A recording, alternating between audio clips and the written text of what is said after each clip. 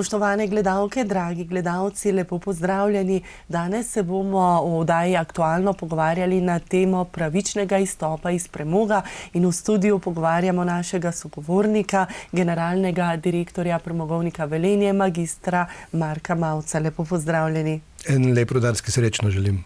Tako, na pragu novega leta je v Šaleški dolini izjemno napeto, namreč Šaleška dolina je pred prelomnico, saj nas čaka prehod v brezogljično družbo, ki jo narekujejo smernice Evropske unije in pa tudi naše države. O tem se govori že kar nekaj časa, je pa lokalno skupnost že konec poletja presenetila novica, da prehajata termoelektrarna Šoštanj in Premogovnik Velenje iz okrilja HSE neposredno pod državo, natančneje pod SDH. A lahko poveste več o razlogih, ki so vodili do odločitve o izločitvi termodivizije iz skupine HSE? Seveda. Pa bom kar začel tam, kjer ste vi začeli, torej pri pravičnem izhodu in zakaj pravzaprav potrebujemo pravičen prehod, kaj se je v tem času zgodilo. Vi veste, Evropa se je odločila v tem, da bo razogljičila Evropo, da bo postala ogljično nevtralna. In pričela je največ prav pri energetiki, torej pri panogi, kjer smo mi najbolj aktivni. Zato je uvedla tako imenovano ETS shemo, torej shemo CO2 kuponov, kjer tisti, ki izpušča CO2, zato tudi plača. Namen uvedbe te sheme CO2 kuponov je dosežen v Evropi pretežno. In naj povem, kaj je bil namen. Namen je bil popolnoma preprost. Namen je bil ta, da vse elektrarne na premog postanejo nekonkurenčne in se izrinejo iz trga kot predrage, kot vir, ki se ne izplača. In nimamo samo mi v Sloveniji problema s tem. Celotna Evropa ima problem s tem, da mora ugašati elektrarne ali pa jih na takšen in drugačen način subvencionirati. To se v preteklosti v Evropi tudi počelo. In sicer je bilo kar nekaj različnih mehanizmov na voljo. 5 takšnih mehanizmov je bilo in naj povem, da Slovenija ni koristila niti enega od teh 5. Tako da to, kar se pogovarjamo sedaj, ko res ni več vzdržno poslovanje oziroma ni več konkurenčna elektrika iz Teša in je potrebna pomoč za to, da lahko naprej obratujemo tako z Tešem kot z Premogovnikom Velenje, ko je potrebno dopolnjevati tisto razliko med stroškovno ceno elektrike iz premoga in pa med proizvodno ceno, je to pravzaprav prva pomoč, ki jo dobivamo. Torej prvič se Slovenija poslužuje na nek način, da posega v to, da z lastnim denarjem omogoča pravičen prehod iz premoga. In kaj je ta pravičen prehod? Pravičen prehod je bil zaveza Slovenije v strategiji o izstopu iz premoga. To strategijo je Slovenija sprejela leta 2021 in jo tudi poslala v Bruselj. V njej se je zavezala, da bo premog opustila najkasneje do leta 2033. In ta zaveza seveda tudi ostaja. In v samem izstopu iz premoga, ki ga je orkestrirala ali pa vodila Evropska unija, je ena od ključnih zadev ta, da bo poskrbljeno za vse tiste, ki so trenutno, oziroma ki so bili takrat in pa seveda so še trenutno v kakršnikoli povezavi z premogom in pa pridobivanjem elektrike iz premoga. Enostavno so se zavezali, da nihče ne bo ostal pozabljen. Torej, da bo vsem zagotovila bodisi pravično prestrukturiranje, bodisi subvencionirala odhode, nekoliko predčasne odhode v pokoj in pa da bo regije prestrukturirala in v njih investirala. Posledica tega je sedaj, da imamo na mizi ta interventni zakon, kakor se je imenoval prvotno. Dejansko je to zakon o začasnem financiranju pravičnega prehoda, ki predvideva naslednje. Predvideva, da se v Tešu zmanjša proizvodnja in sicer zmanjša na takšen nivo, kot je potreben za ogrevanje, torej da v tistem času, ko Velenje potrebuje ogrevanje, deluje Teš. Seveda pa Teš ne more s tako nizko s tako nizkim pragom obratovati in zato obratuje na precej višji moči, kot je pa to potrebno za samo ogrevanje. In seveda ta elektrika, ki nastaja pri tem, se normalno prodaja na trgu. Razliko do tega, ker prihaja do razlike med proizvodno ceno in pa tržno ceno, pa ta strošek pokrije ta zakon o pravičnem prehodu. In to tudi omogoči potem, da lahko nastane, da trenutno pokrijemo v teh 2 letih, kot je zakon predviden, to nastalo vrzel, kasneje pa potem, da z morebitnima drugima 2 zakonoma, torej zakon o zapiranju in po zakonu o prestrukturiranju naše regije, zagotovimo tudi vzdržno poslovanje tja nekje do leta 30 in naprej, ko bi lahko v tem času omogočili to, da res pride do pravičnega prehoda. Torej, sprejetje tega zakona je, kot sem že omenil, neko začasno financiranje, dokler ostali zakoni ne urejajo tega in pa da pravzaprav prepreči to, da postaneta tako premogovnik Velenje kot tudi prej Teš pred njim nesposobno delovati na trgu in da bi se morala zaradi tega potem bistveno prej zapreti in ni mogoč potem pravičen prehod. In ta zakon nam omogoča pravičen prehod. In preden se še podrobno dotakneva vseh 3 zakonov, to ni težava le Šaleške doline, ampak bi lahko rekli širše celotne Slovenije.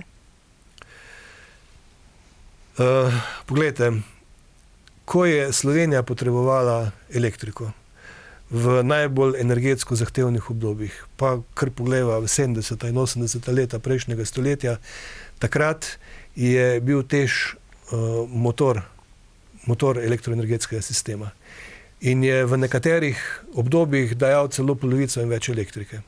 Druge elektrike ni bilo. V 70. in 80. letih smo bili, jaz se še tega spomnim, smo bili predvsem v 70. letih priče mrku.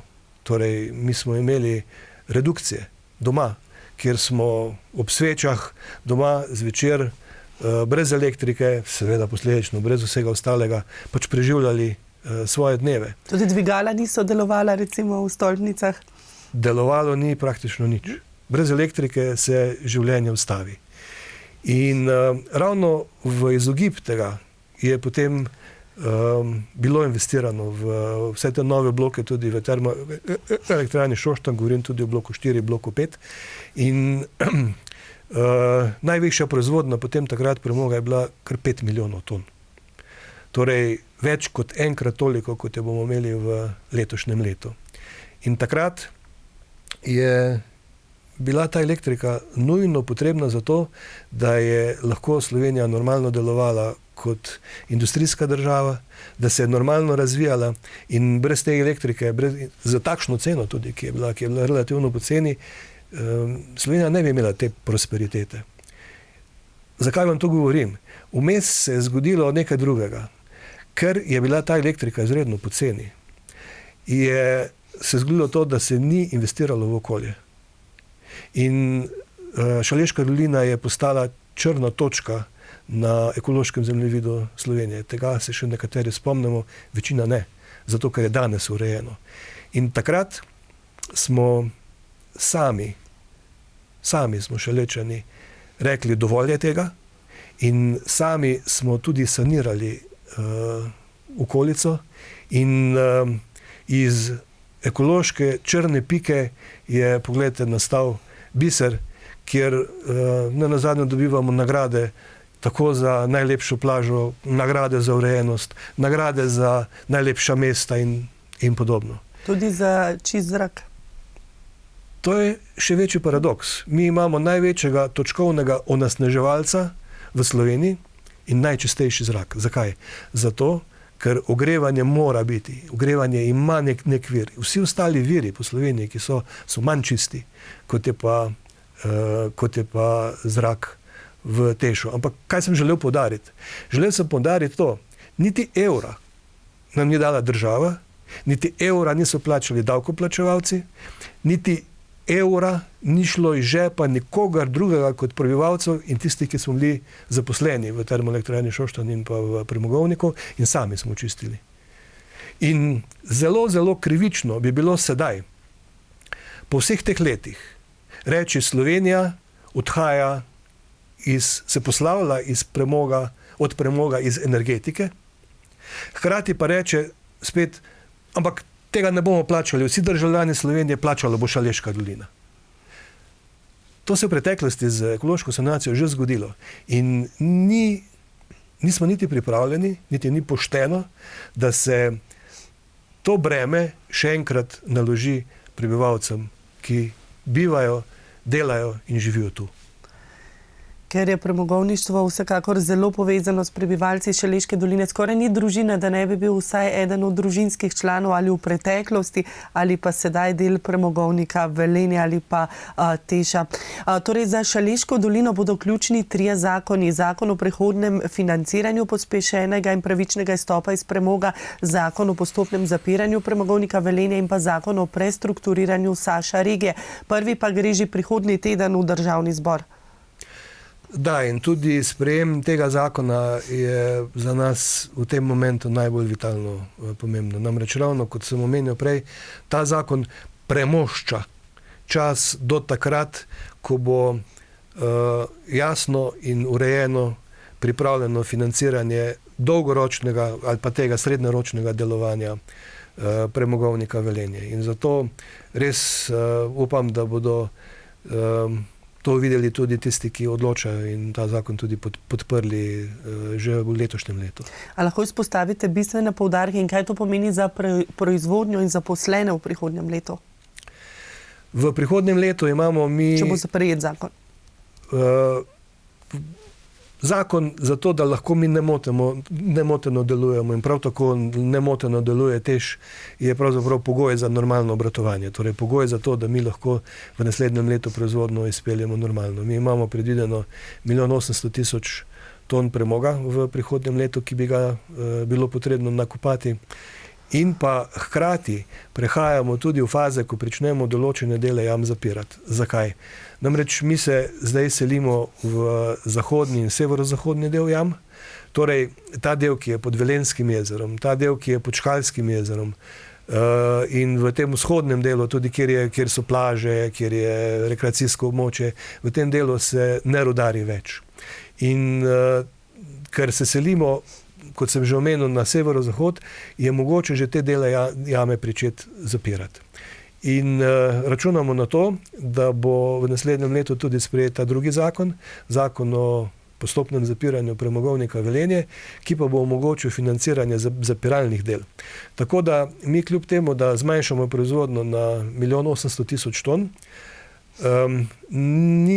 ni potrebno oziroma nimamo namena zmanjševati števila ljudi, ker te ljudi bomo porabili in potrebovali pri samih zapiralnih delih premogovnika Velenje, ki, kot sem omenil, bi jih že pričeli v naslednjem letu. Kaj bi se pa zgodilo, če zakon ne bi bil sprejet še pred novim letom? Mislite zakon o začasnem financiranju? Potem bi imeli mi v poslovanju in prav tako Teš tudi precejšnje težave v pričetku naslednjega leta in najverjetneje bi prišlo, če seveda ne bo sprejet ta zakon in če ne bi bil sprejet, bi najverjetneje prišlo do tega, da bi bilo potrebno sprožiti insolvenčne postopke.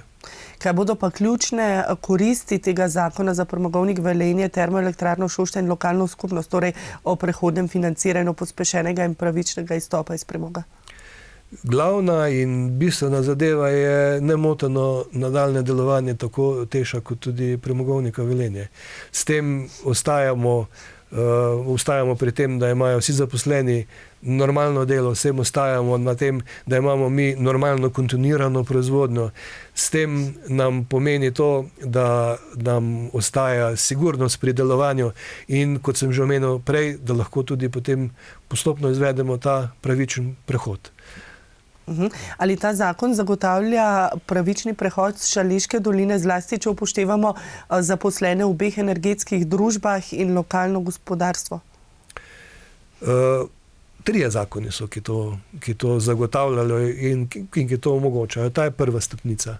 Naslednja je, kot sva se že dotaknila, je zakon o zapiranju premogovnika Velenje. Ta bo poskrbel za to, da bo ustrezno financirano, da lahko zapolnimo in zapremo več kot 50 km rovov, ki jih imamo ta hip pod zemljo in ki bodo odprti tudi naprej do leta 33 oziroma do konca proizvodne, kadarkoli pač ta že bo, in jih bo potem potrebno zapolniti z nekimi materiali, kvalitetno zapreti, da se po njih ne bo mogla prelivati voda iz enega sloja v drug sloj, da ne bo prihajalo do morebitnih podorin na površini. Hkrati pa je potrebno tudi sanirati vse površine, ki jih imamo nad našimi jamskimi prostori. Vi veste, da je kar precej površin še vedno degradiranih. Dobro smo uredili, kot sem že omenil, območje okrog Škalskega jezera in okrog Velenjskega jezera. Še vedno nam pa ostaja tisti aktivni del, ki bo aktiven tudi v prihodnosti, torej predvsem Gabrško polje in pa severozahodni del, ki je blizu mesta Šoštanj, Gorice, na primer. Ta del bo potrebno potem po končanem odkopavanju dokončno sanirati in ga zopet predati rekultiviranega v neko uporabo. Najverjetneje bo del namenjen kmetijski rabi, kar je že tudi danes, kljub temu, da so nekateri vplivi na površino. Ta pretežni, mislim, da zahodni del, lahko rečemo, jezera, Družmirskega jezera, pa bo v Šoštanju najverjetneje namenjen turizmu.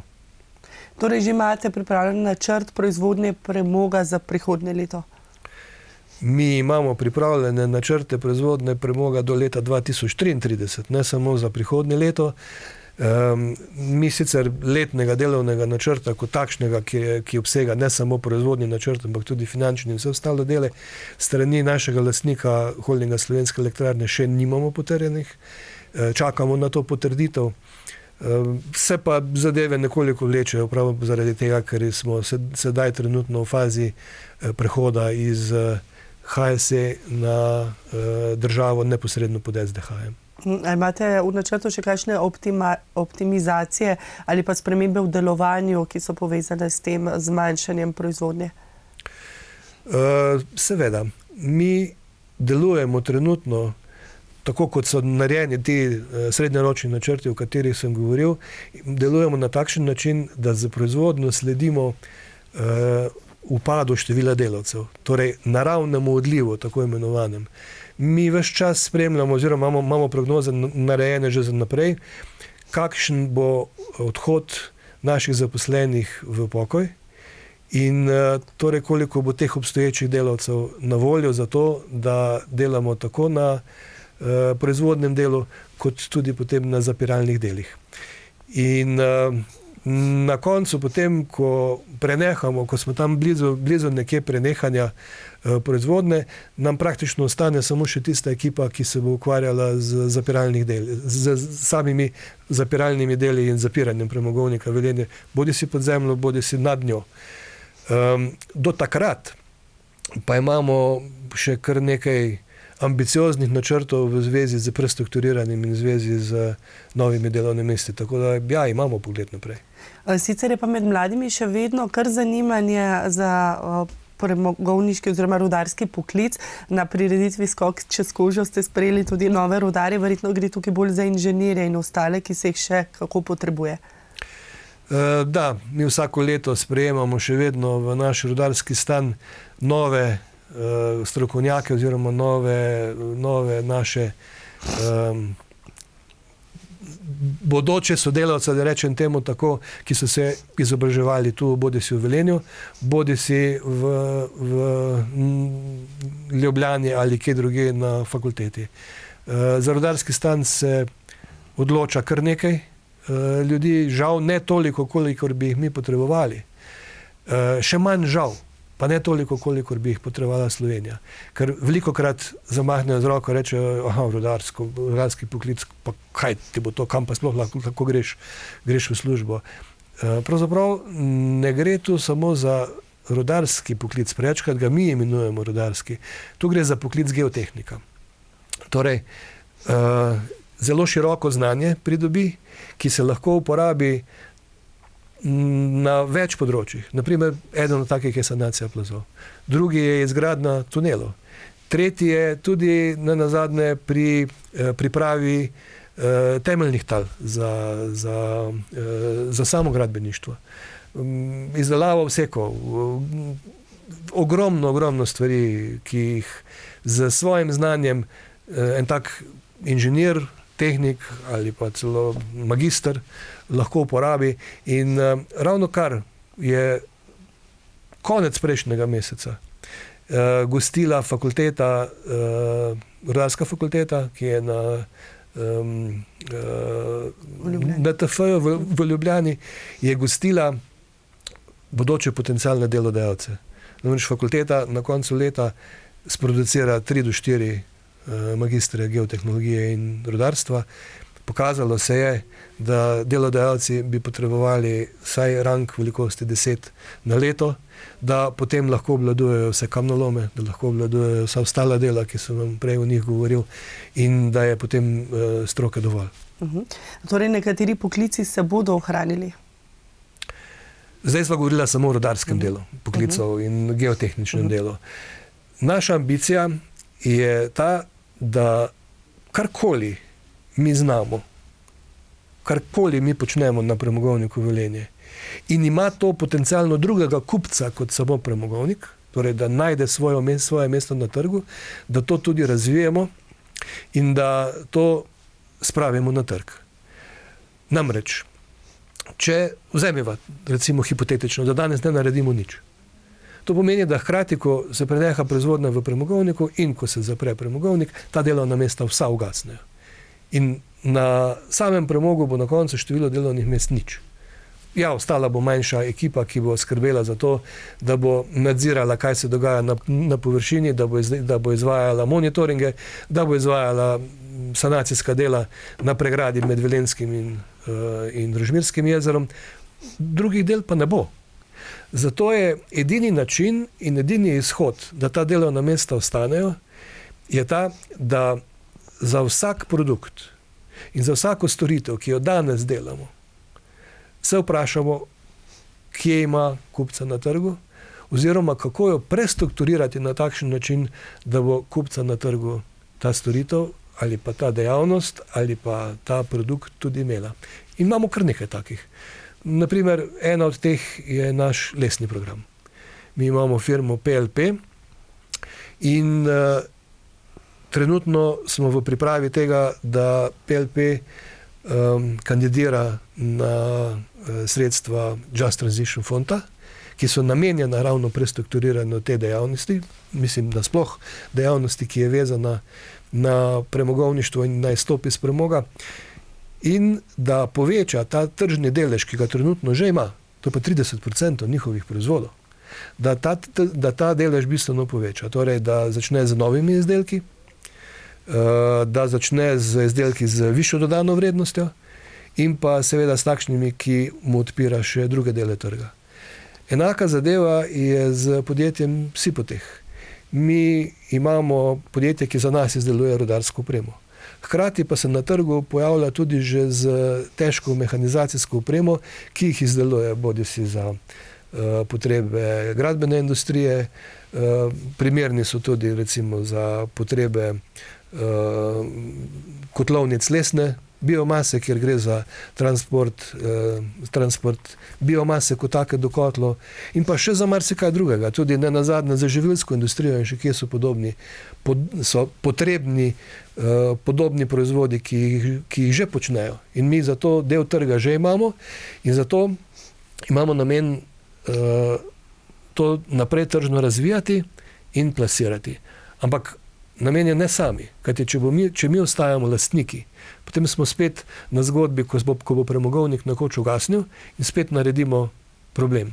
Zato iščemo strateške partnerje, ki bi se nam povezali v proces že danes, kot potencialni lastniki in pa tisti, ki so pripravljeni vložiti kapital v razvoj teh podjetij. To je eden od teh modelov, ki smo si ga zamislili. Imamo pa še nekaj več modelov tudi. Eden izmed zanimivih modelov je predvsem tam, kjer ga imamo namen udejaniti pri storitvah. Mi imamo trenutno kar nekaj inženirjev, ki danes projektirajo za nas od elektronaprav do strojnih. Nenazadnje projektirajo tudi kamnolome zunaj, izven našega trga. Izvajajo geodetske meritve, izvajajo geomehanske meritve in podobne stvari. Tu jaz osebno mislim, da je najboljši model ta, da postanejo lastniki nekega podjetja, ki se bo s tem ukvarjalo naprej, pravzaprav sami zaposleni. To jih bo najbolje motiviralo in pa jim dalo tudi najboljšo priložnost za to, da se na trgu najdejo. Potem imamo pa programe, ki jih danes še nimamo, bom tako rekel, ki še niso prilagojeni za trg. Pri nas, na naši strojni opremi, ki je izredno zahtevna in ki deluje v elektrookolju, kjer je 4 kW električno okolje, da rečem temu tako, torej visoko napetostno, teh profilov, ki bi se ukvarjali z bodisi montažo, bodisi serviciranjem, bodisi postavljanjem takšnih omrežij, je v Sloveniji izredno malo. Torej, to je bolj kot ne nišni produkt in tega je potrebno, ker je danes prilagojen za potrebe premogovnika Velenje, ga je potrebno nujno prilagoditi za te nove tržne razmere in počasi postavljati na noge tudi na trg. Torej, načrtov je kar nekaj. Omenili ste, da bi radi tudi vlagatelje. Ali se spogledujete tudi s kakšnimi tujimi vlagatelji ali gre pretežno za domače? Mi smo trenutno v fazi, ko vlagatelje seznanjamo z tem, kakšna je možnost. Veste, da smo javno podjetje, kar pomeni, da se mi ne moramo spogledovati ravno s komorkoli želimo. Vendar pa moram poudariti to, da glavna merila za prodajo teh programov ne bodo maksimiranje trenutne profitabilnosti, torej, da prodamo tistemu, ki bo v tistem momentu ponudil največ denarja za neki program. Temveč bo absolutno uravnoteženo tudi to, da bomo pazili, da te programe prodajamo strateškim partnerjem. Torej, da prodajamo tistim, ki imajo na neki dolgi in srednji rok največji donos iz teh podjetij in največji razvojni potencial iz teh podjetij. Ne moremo vrednotiti teh programov samo na to, koliko v tistem momentu bomo zaslužili. S tem, ko bomo to prodali, potem nam pa eventualno ta dodana vrednost, ki jo želimo narediti z delovnimi mesti, ki bodo razvojno, potencialno ugodna in pa ki bodo prinašala višjo dodano vrednost, to je tisti cilj, ki ga zasledujemo. In za konec podjetje, smo ljudje, kakšna je trenutno klima pri zaposlenih v premogovniku Velenje takole pred koncem leta?